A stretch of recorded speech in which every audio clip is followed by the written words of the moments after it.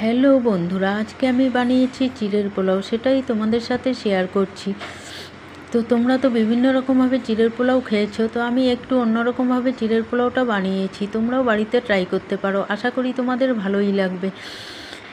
তো বন্ধুরা, তোমাদের সবাইকে আমার চ্যানেলে স্বাগত জানাই। তোমরা সবাই কেমন আছো? আশা করি ভালোই আছো, আমিও ভালোই আছি।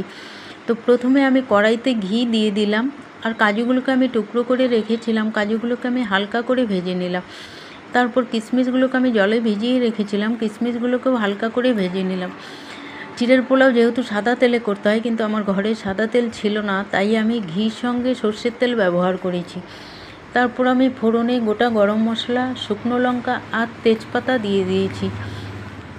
ফোড়নটা একটু লাল হয়ে এলে আমি পেঁয়াজ কুচি করে রেখেছিলাম, পেঁয়াজগুলোকে দিয়ে দিলাম এবং কাঁচা লঙ্কা কুচি করে রেখেছিলাম, ওগুলোকেও দিয়ে দিলাম। তারপর আমি পেঁয়াজগুলিকে লাল লাল করে ভেজে নিচ্ছি, আর ওদিকে আমি চিড়েগুলিকে একটু ধুয়ে নিলাম।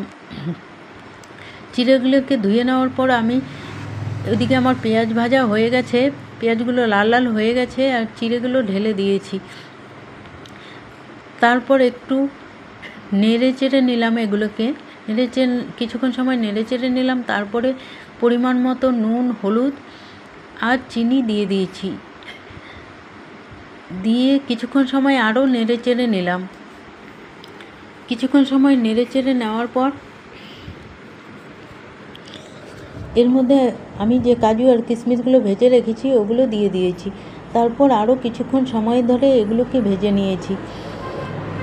দেখো, আমার চিড়ের পোলাওটি কমপ্লিট হয়ে গেছে, এখন আমি নামিয়ে নেব।